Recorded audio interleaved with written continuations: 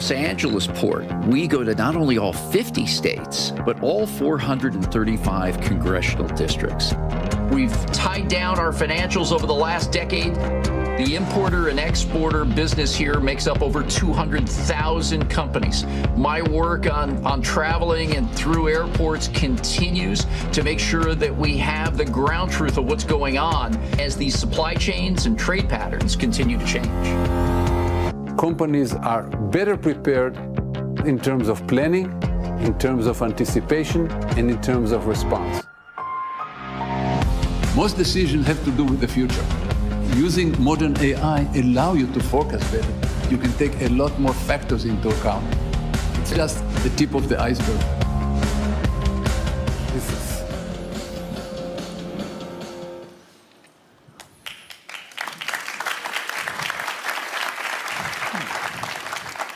Good afternoon. So trade today is no longer just about moving goods from point A to point B. Trade today is really about building resilience, building speed, building agility, or as Ari called it in the last session, I think he said he's working on agilitization. I actually wrote it down, agilitization of the supply chain. So it's really building this speed and agility into really complex systems that really impact every aspect of our daily lives. And if you think about the shifting trade policies, you look at the rising demands on energy. We heard so much about that this morning in a couple panels. You look at AI and data and the role that's playing at our ports, and the stakes have never been higher. So we're going to cover in the next half hour really what is next in the supply chain, what's coming next in these trade policies, and really lucky to have these two leaders here. That their experience represents the ports, the companies, and really the major drivers of what's shaping global trade today. So thanks to you both for being here. So I'm going to start with Eugene. Big summer this summer at the Port of LA. I believe 2 record months, and including your the highest volume of TEUs coming through the port in 1 month in your 117-year history. So tell us a little bit about that. What do you see in 25? When do you see this normalizing? And then how does that look as you look out into 26, 27? Well, if you fell asleep in January and you woke up today to come here to Groundbreakers, you'd think the Port of LA is doing just fine. Up about 5%, things are really humming, no ships backed up. It's doing okay. But since January alone, there have been more than 100 announcements on trade and policy tariffs emanating from Washington that's really caused a roller coaster of a year. When hard trade policy came out, people slammed on the brakes and imports fell off a cliff. When that policy was softened and deadlines extended, you started to see freight pick up again, and that's kind of what we've seen this year. Although the story does go back all the way to the campaign trail last summer, when this tariff and policy discussion began. And those who had the capability started bringing in extra inventory to pad those stocks. So much so that once January came around, then April, you saw folks kind of have a decent disposition. But then when the announcement on tariffs started, that's when things really started to get interesting. And what we saw in the month of May is that import cargo dropped by about 19%. And then when we heard the changes in policy, the back half of June picked up by about 30%. July was an all-time record, as you alluded to, and August will turn out to be pretty fair, but off by 10% compared to last year's very high comps. So I think overall, what it continues to tell us in the supply chain industry and at the nodal effect of the port is that uncertainty continues. So talk about this uncertainty as it relates to trade policy, right? So like you said, 100 announcements, and what do you hear from your customers? Did you know that you were going to have this gigantic volume come this summer? Did you know in advance? We did. And we did because we developed a port community information sharing system about 9 years ago. So we can see cargo coming to the Port of Los Angeles about 40 days before a vessel arrives. We weren't going to be caught off guard. We learned a lot during COVID-19 and the deluge of cargo that came our way once we began buying online and curbside pickup became a family outing because we could no longer see grandma or go to ball games. So we needed to find a way to be better on the anticipation level and prepare the land, machinery, and skilled workforce to manage the cargo. And that's why, over the past 12 months, we've moved more cargo through the Port of Los Angeles, both import and export combined, than we did at the peak of COVID-19, and not one ship was sitting at anchor out in the Pacific. Incredible. Do you have visibility out into 26? Do you have visibility beyond that? It really depends. I would say normally, yeah, you look at GDP expectations and some things around the workforce, but all of that is kind of just buoying along right now. 4 consecutive months of subpar jobs numbers, and we understand that there will be no release on jobs numbers this Friday, pending the looming shutdown tonight at midnight of the federal government. So we're not going to get one of those barometers, but we kind of see exactly what we heard back in January from companies. One, with the uncertainty of trade policy, I don't know if we're going to get a new announcement in 2 hours, 2 days, or 2 months. So I'm going to hit the pause button. I'm going to try to make sure I have ample inventory if I'm a retailer, but I'm not going to overbuy for fear of having steep markdowns after the holidays. If I'm a parts supplier for American factories, I'm going to keep a steady but low flow, because the downside is if I stop buying parts that go to a car maker in Detroit and I risk shutting down a line, that could be between $2 and $4 million an hour in lost costs and wages. Right. Not worth the bet. So realistically speaking, we've got about 7 or 8 trade framework deals complete. I sit on an advisory committee for the U.S. Trade Representative. Those folks, the rank and file, are working 23 hours a day, trying to cobble together deals that we have not seen as a country before, and we don't have a lot of detail right now on what they could mean. So, again, looking over the horizon, that horizon is a very short sphere as we see it. When do you see those deals getting done? They're not bilateral deals. They're trade frameworks to try to get more investment from trading partner countries and to try to get more exports to emanate from the United States, all while saying we'd like to bring back more manufacturing to the United States. Okay, sounds plausible, but we need a little more depth and breadth. For example, on the export side with respect to manufacturing, we need a sector-specific assessment on what those manufacturing capabilities could be. What products, what types, where, when, how. We need a talent review. According to the National Association of Manufacturers, we have 414,000 manufacturing jobs open today, much less as we jump into this new level. And we need a geographical study. Where best can we situate facilities so they can get not only to their domestic customers, but how do you drive business into current overseas markets and aspire to get into new ones? A lot of work ahead. Yeah, for sure. So, Port of LA, most important port in the United States, critical infrastructure. Prologis, we're critical infrastructure. In the United States, we have about 800 million square feet of property. Southern California, we have about 130 million square feet. Our goal over the last 40 years of building this business has been have the best located logistics real estate adjacent to consumption, right? We've got 23 million people in Southern California. I'm thinking about resilience. We heard a lot about resilience coming out of COVID. Yossi, I'd like to hear your thoughts on resilience. It was a buzzword coming out of COVID. We heard it from our customers. We heard it from our customers in the Inland Empire. We heard about it from them in LA. We heard about from them across the world. So, is resilience an important piece? You said they don't want to have too much stock. I mean, what are your thoughts? Well, first of all, let me comment on something that Eugene said on the tariff and what's going on. When the famous Liberation Day took place, I was sitting in a group of supply chain 50.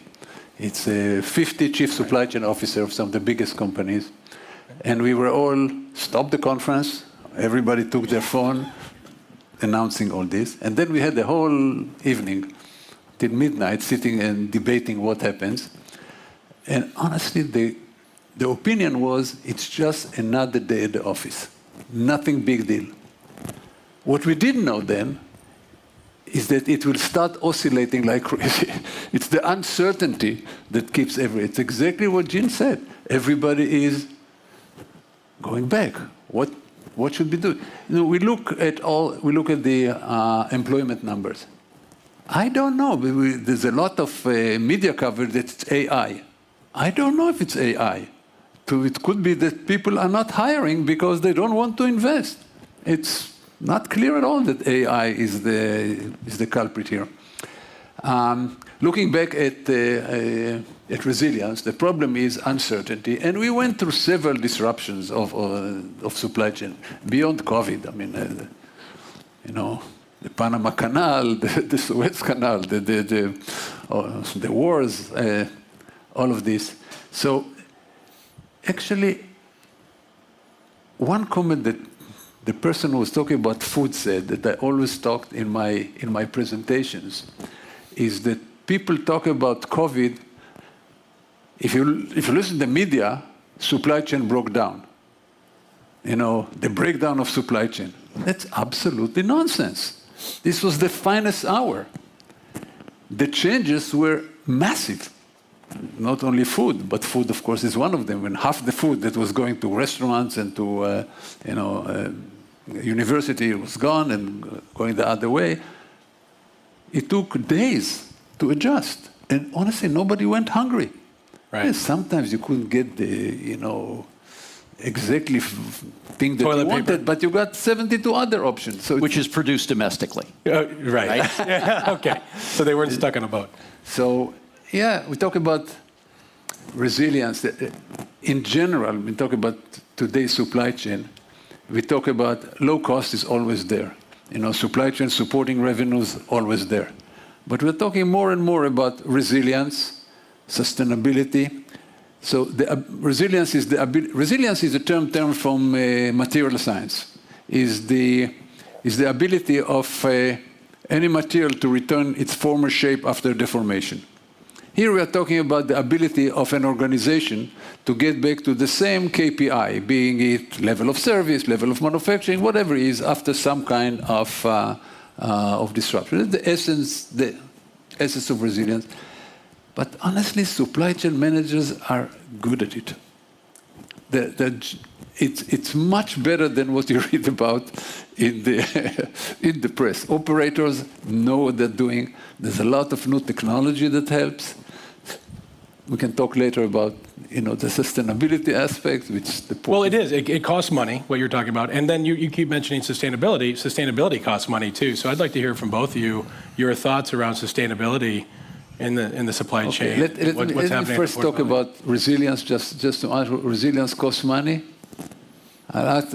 When people tell me this in business, I say, do you buy insurance at all? Building in resilience is much better than just insurance, because insurance is only against named stuff. Right. Here you talk about general ability. And by the way, it works if the business goes up suddenly. And you can respond because you're more agile, you're more flexible, you're more responsive. It's not. So it takes time, it's culture change, it's a lot of other things, but it's essential. We can talk more about sustainability, but Gene, the port did a lot. So let me turn to Gene. Yeah, I'll give you one last comment on this resilience piece. Of the 125,000 companies that import through the Port of Los Angeles on an annual basis, no one has more than a 5% share. So it's a pretty flat curve of people that bring their products in. And there are only a couple dozen that are the big national and international named brands at the retail level. Mm-hmm. Most of our customers are small to medium-sized businesses, some family businesses for generations, dipping into their savings to pay now 1.5 to 2 times the amount for the products that they're trying to buy compared to pre-April or pre-January levels. This is where I'm starting to see the level of discomfort when it comes to resilience. How far can you go? You can't necessarily pass that cost on because then you are competing with the big brands. And if you're a parts supplier and you kind of miss a week or two and run the risk of shutting down that line, you've got real problems too. So the great majority of these companies are really living week to week based on that uncertainty and how much it's going to cost them to buy the goods that go on to their customers and consumers. But companies, develop some strategy, and you mentioned some of this. Buying just when something announced before it hits. Trying to build some inventory when the prices are low. It's not a long-term solution. It keeps you in business. It cannot be a long-term I'm saying it's not. It keeps you in business for a while. Right. But as you said, these businesses are living week to week. So that's what they do. The one saving grace that these businesses have, I'm working a lot with a big retailer in Bentonville, remain unnamed. So They're probably watching right now. they're under pressure from the Chinese government not to pressure Chinese suppliers. Smaller companies are not. Smaller companies are not under the same pressure. So there are things that they can manipulate here and there. It's not a general statement, but I know of companies that have been using it. Right. And they're drastically more impacted also by the tariffs. Absolutely. Right. Yeah. So going to this, so we're talking cost, right? So we talk cost around resiliency. I brought up sustainability. You brought it up a few times here. I'm really curious to go back here to Port of LA. This is a big focus for the Port of LA. We have our customer advisory board yesterday. Still very important to all of our customers. It's one of their top priorities. We heard from them yesterday. And in our pre-CAB customer advisory board survey. So where's your head on this, and what's going on at the Port of LA? Oh, it could be a panel by itself. 20 years ago, the twin ports of Long Beach and Los Angeles developed what they called the Clean Air Action Plan. And the goal was to reduce pollution and health risk while still trying to grow cargo jobs and economic value. To date, nearly 20 years later, the twin ports just came off their second best year in over 115 years of working together, and the pollution was at the lowest level ever recorded. All done in a way that shows the spirit of collaboration and volunteerism, pushing the envelope where you could to try to test and bring on technology that may not have been ready, but use that industrial test site to try to sharpen what the tech could look like, what the energy needed to be, and if it didn't work, bring your best scientists and engineers to try to make it happen. We delivered those pollution reduction commitments to our community around the Harbor Enclave and its 260,000 residents 6 years ahead of schedule. So we re-upped, raised the bar, and now after this full time of 2 decades, we've reduced diesel particulate matter, diesel pollution, by 91% since the start of that plan. Wow. Sulfur oxide down 97%, and nitrogen oxide, which hits the ozone, down 74%. And that gave us enough confidence to step into an age where we said we wanted zero-emission port operation. Now that's good. Those cargo handling units, get them to be ZE. There's a lot of work ahead of us, but it's good. It's a small fraction of the pollution that remains. Ships are the biggest polluter, followed by trucks and then locomotives. So we brought in the first ever zero-emission ship.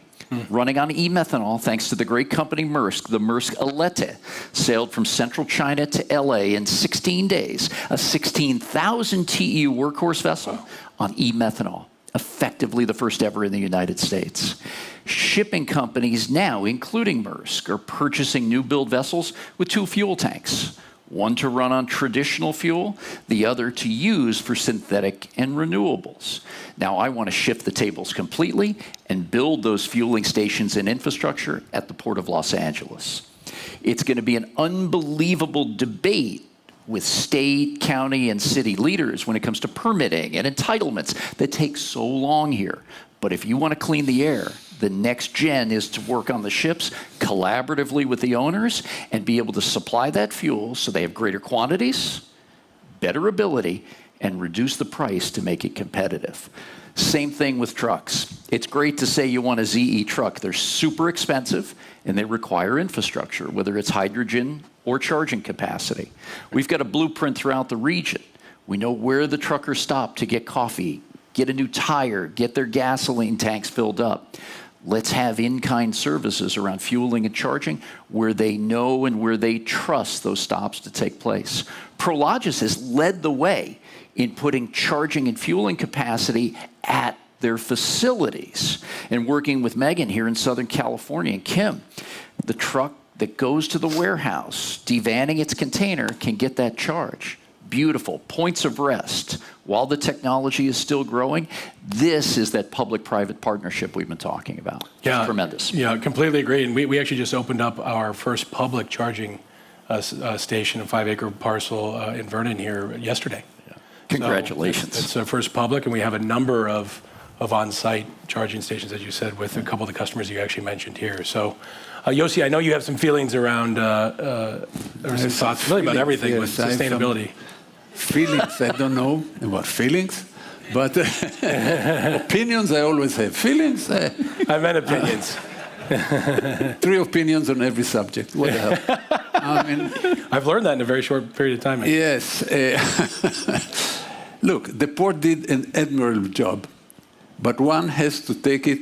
It really did. I mean, it's a reference for other places. But let me change the atmosphere. Everybody agrees with it, everybody. So let me just suggest that it's close to meaningless on global scale, in the following sense. To change global warming, to really put a dent in global warming, you cannot do a point solution. The port does a magnificent job, and it has political pressure. It gets, it's on a little bit. Really? I didn't notice. I mean, it gets its neighbor happy. The pollution, the old polluted truck go down to South America and pollute there, and run until they are, hundreds of thousands of miles beyond where they should be.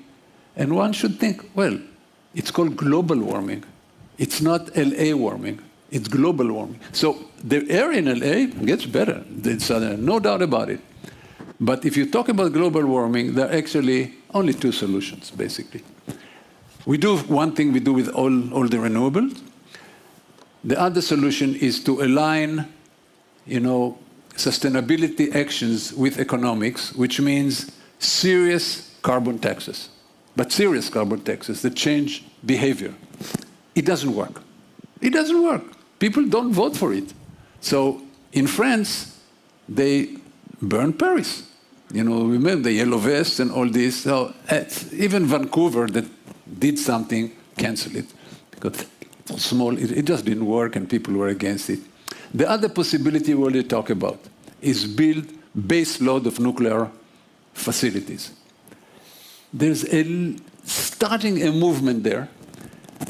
But my point, where I usually get somebody with a Dutch accent in the audience get up and scream at me, is that you should stop what you're doing.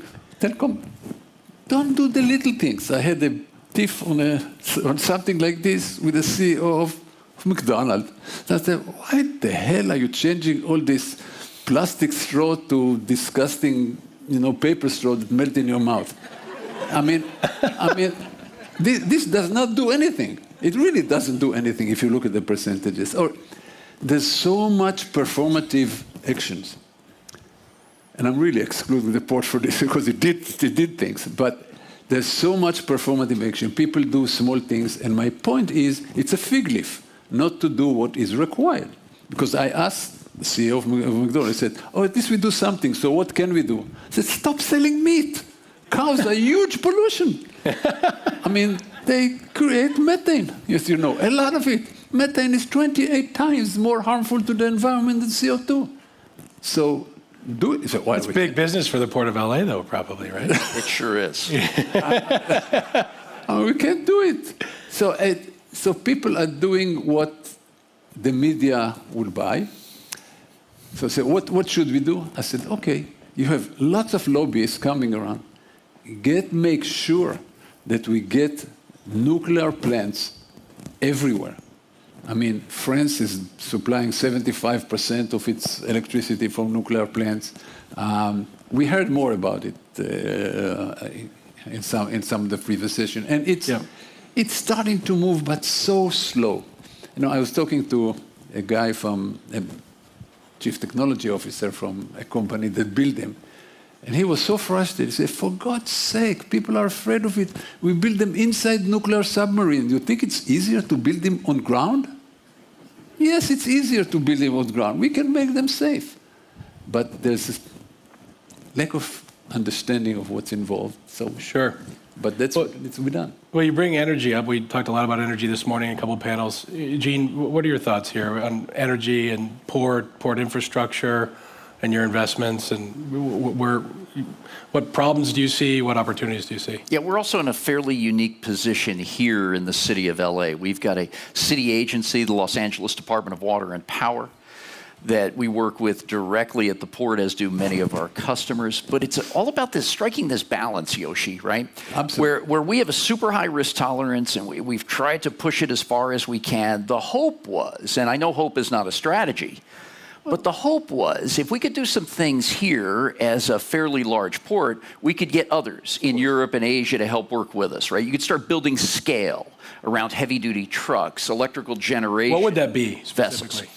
Well, we can't do this on our own. For example, right, in the United States, or North America alone, we represent about 2.5 weeks worth of annual Class 8 heavy-duty truck production. And by state law, we only purchase those trucks once every 700,000 miles or 13 years, whichever comes first. So the big OEMs in the truck sector are like, okay, I got one guy, maybe two, that are going to try to buy these electric trucks or hydrogen, but they're only going to be buying them once a decade. Right. I can't pencil that out.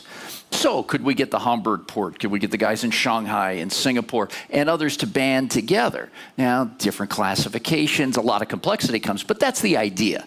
Let's see if we can beta test it. If we get enough momentum, maybe we could start seeing others join us. And that really hasn't been the case. We're the only two ports, Long Beach and LA, to have a clean air action plan on paper, and the only two that have a roadmap to zero emission, albeit fraught with complexity and nuanced effects that are not just a straight line to success. Energy is a big piece of that. The DWP is embarked on this green electricity production, and we've invested with them about $500 million to generate, transport, store, and then be able to offtake enough green electricity to help us get to ZE with those terminal operating machines. At the same time, we were part of California's hydrogen hub, one of 7 in the nation. About a $1.2 billion grant from the Department of Energy that would allow private sector interests, counties and municipalities like ours, to partner with the federal government on green hydrogen generation. Problem is, it's 7, 8, 10 times more expensive than diesel gas. So you got to be able to manufacture quantity and get a commercial price that's viable for those private sector companies. And then lastly, as you look at this, most of this stuff is out of our control. We, by California law and city charter, are a landlord, plain and simple. We lease out property to our private sector partners to promote trade, retail, dining, entertainment, cruise industry.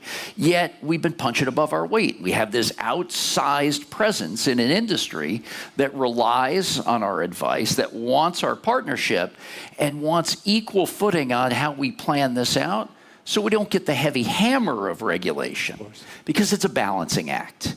Every 4 containers at this port create a job. 1 in 15 working Angelenos has a job today related to this port. It's 1 in 9 in Southern California. 1 million folks who go to work every day counting on us to do our jobs. And if you heard it once, you hear it again. Clean air don't taste so good if you don't have a job. Right. So it's got to be that combination of good work, be able to manufacture excellent results at a port so you can reinvest that money in the necessary infrastructure, digitization, and environmental strategy that can get you to the next level. So on that note, we talk a lot about automation these days. I believe the port of LA is 25% automated. What does that mean for jobs? Is that taking jobs? Yeah, here's the interesting fact. Robotics or port automation, really polarizing discussion in our industry, as it is across variety in the supply chain. Of the 360 ports worldwide that are observed by outside interests today, only about 5% have some semblance of robotics, and mainly in rural areas. Think of sub-Saharan Africa, North Sea, et cetera, on the continent of Europe. With us, Long Beach, LA, 25% of the marine terminals have some semblance of automation. And yet, over the last decade, longshore jobs have increased by 27%. More cargo means more jobs. And ours is one where we have to be apolitical. Got to work on both sides of the aisle. Got to keep the conversation moving. And cannot twist and turn every time somebody has a point around this subject. Ours is very clear. Technology is moving faster than ever before. The workforce cannot be left behind. And in fact, the largest marine terminal at the Port of Los Angeles, AP Moeller Terminals, is one of the highest recorded employers of longshore labor across the 29 ports on the West Coast. But it's not that simple. Every job is sacred. Automation can double throughput on a terminal footprint. It doesn't mean that the labor numbers are going to double, but maybe they'll increase by 12, 15%. That's a conversation we can start with. Sure. And as long as we're not decimating a workforce, if we're improving efficiencies and productivity and we're being a lot more clean and better neighbors, then we can have dialogue that's really meaningful to all sides of this supply chain. Got it. Yossi, how do you, what's your thoughts around U.S. port infrastructure as you compare it to other major ports around the globe? I'd rather come out of this session still friend with Eugene. Okay. It's okay. I'm trying We've known to each poke the other a bear long little time, bit. man. Shoot straight. But you visit, I actually wrote a book called The Logistic Cluster that included ports, and I talk about And Prologis warehouses. About LA but if you visit, I visited Singapore and Dubai and Rotterdam, and then I visited LA and some other ports in the United States. And this was years ago, 10 years ago, and I got depressed. Sure. Because you look at what Singapore is doing, you look at what Rotterdam is doing in terms of, and these are not places that don't care about jobs, but they understand that you need the productivity. And these ports are doing okay, doing some, very, very interesting stuff. Look, if I have a few minutes, let me explain how jobs are being lost. What's involved in this? So the first step in automation is that jobs are becoming simpler, and you need less education, and you can pay less for them. The next is you use some machinery that helps you. So you need less people to do the job. And the last one is jobs are being eliminated. I don't think that necessarily ties to what Gene just said. Let me just, Yeah. may or not tie at the end, but it's fine. I mean, so. Keep going. Yeah, well, we see. We started late, maybe we'll end up late. But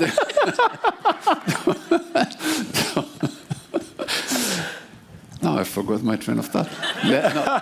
Goal achieved. Let me just explain that jobs, it takes, the final point, I have a lot of other examples, it takes a long time to lose jobs, for jobs to disappear. It takes a long time. In 1890, AT&T invented the automatic telephone exchange. By 1950, there were still 350,000 operators that were putting plugs in stuff. Only by 1980, which means 9 decades later, would the job really disappear. It takes time. Yeah. It takes time because people don't accept it easily. Look, today's 787 is basically a drone. It actually can go jetway to jetway, Right. with nobody in. I don't have to ask the audience, but I would worry, how many of you would go in an aluminum tube that fly 35,000 feet over the Pacific with no pilot? Not too many. How many of you will feel totally comfortable going on the highway with a huge truck with no drivers going at 100 miles per hour next to you? There's a whole issue of public acceptance. Right. There's issue, of course, of union, which I don't have to tell Gene anything about it. I mean, that's a problem. There's the issue of regulation. We are now thinking about AI regulation that may slow down, actually, AI development. So there are a lot of issues. I mean, the jobs are not being lost that quickly. Let me just end with No, this. that's great. Time. Well, and I think about these energy discussions, a lot of it's driven by the demand for AI factories. And you hear Secretary Burgum talk about this, you hear this, whether it be this morning or you hear it when they're on CNBC or some other channel regularly talking about how the US needs to win the AI race. What does that mean for your business? A couple things. I think first off, when we look at ports around the world, the Port of Los Angeles on average exchanges about 12,000 containers with every ship call. It's a gateway port, multimodal effect, the best in the world today. Albeit, many other things have to continue to work forward. Part of that advance in technology is making sure that we have a workforce that's trained, also upskilled and reskilled. Under Aveen Sharma's leadership, who works with us at the port, and David Libatique, Long Beach and the state of California, we're building the first goods movement training campus in the nation. Wow. Not just to teach a rookie longshore member how to work these big machines, but if you're someone my vintage and needs to get that last 10 or 15 years out of a new technology age and still put food on the table and kids through school, we're going to have a chance to upskill and reskill you. A mechanic who worked with a wrench now works on a computer. As simply put as that is, it takes a sophisticated training mechanism, maybe through the community college system in the state of California, the largest in the land, that can be able to help craft that curriculum. With respect to AI, we've got kids that know how to code, use joysticks. That will be tomorrow's worker too. And at the same time, for us, we're going to be going through a big project on that Vincent Thomas Bridge that'll keep it shut down for the better part of 2 years. We're using great companies like Esri and Jet Propulsion Lab to do simulation on how traffic can move and how it will move during that bridge closure. Geospatial technology. For us closer to home, these ships come in on an appointment system. We call it a Windows-based docking system. If one ship's late, it throws everything out of kilter. So how do we use predictive analytics? Everything's running. How do we move it? Multi-modes of transportation. When that one ship is off, what do the prescriptive analytics tell us? So the experts, the institutional knowledge can be deployed with thoughts that are quicker than the human mind. And all that's in place today. We'll find new ways to do this and better ways to sharpen the edge, but it's right in front of us and being embraced. That's great. Well, let me finish with one question for both of you. What's one force shaping trade that people in this room are still underestimating today?